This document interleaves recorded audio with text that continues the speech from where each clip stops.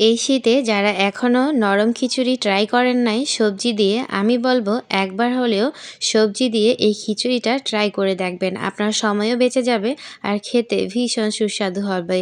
অল্প সময়ের মধ্যে অল্প উপকরণে তৈরি করে নিতে পারবেন। মাংস ছাড়াই খিচুড়িটা খেতে ভীষণ সুস্বাদু হয়েছিল। আসসালামু আলাইকুম।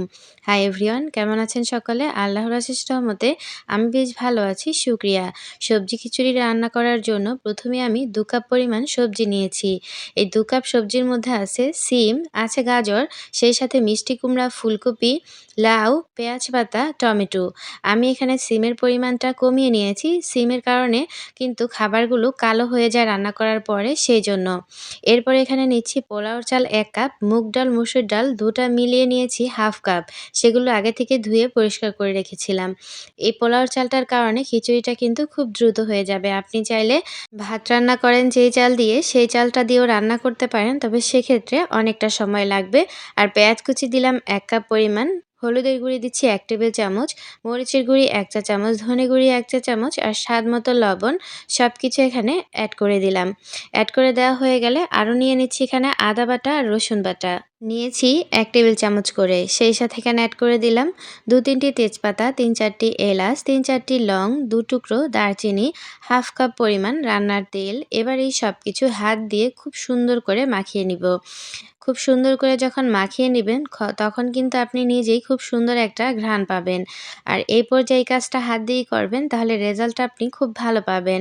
চাইলে আপনি হাতা খুন্তি দিয়ে করতে পারেন, তবে এভাবে হাত দিয়ে মিক্সড করলে কিন্তু সব জায়গায় মশলাটা লেগে যাবে আর এই খাবারটা যখন রান্না হবে খুব সুন্দর একটা রেজাল্ট পাবেন।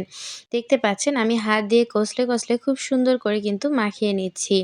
আমার এই সবজিগুলো কিন্তু আমি গলিয়ে ভর্তা করে নিব না। সবজিগুলো গোটা গোটা থাকবে, চালটা নরম হয়ে যাবে, সেই পর্যায়ে আমি খিচুড়িটা রান্না করে নিব। আপনি ভাতের চাল দিয়ে রান্না করলে সবজিগুলো আরও মোটা মোটা করে কেটে নিতে পারেন। প্রয়োজন অনুযায়ী অ্যাড করে দিলাম পানি। পানি দিয়ে একটা হাতা দিয়ে নেড়েচেড়ে দিচ্ছি। বলক চলে আসছে দেখুন। বলক চলে আসার পরে আবারও হাতা দিয়ে নেড়েচেড়ে চুলার আঁচটা একেবারে মিডিয়াম আঁচে দিয়ে আমি অপেক্ষা করব চালটা সেদ্ধ হওয়ার জন্য।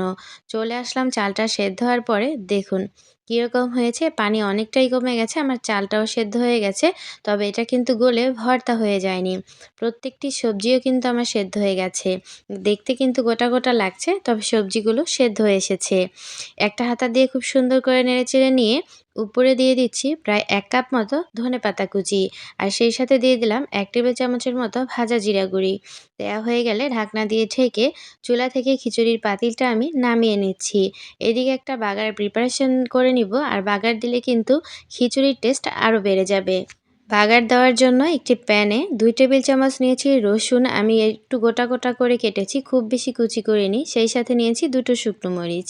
এই হয়ে গেল। এবার এগুলোকে খুব সুন্দর করে নেড়েচেড়ে ভেজে নিচ্ছি।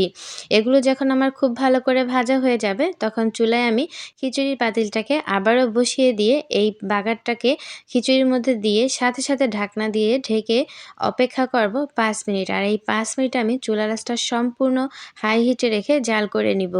হাই হিটে যখন জাল করে নেওয়া হয়ে যাবে, সেই পর্যায়ে আমি ঢাকাটা উঠিয়ে নিব।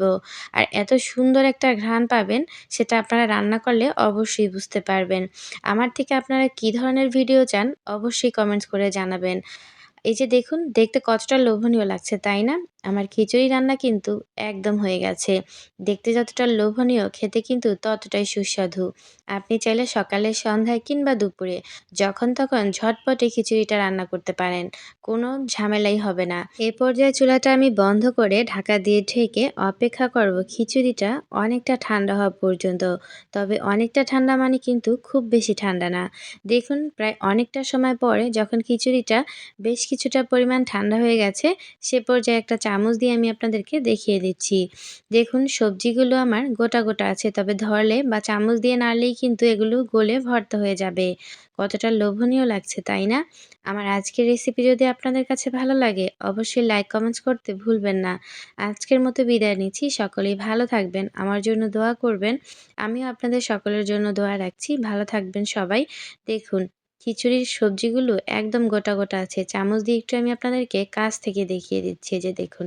আল্লাহ হাফেজ, ভালো থাকবেন সবাই।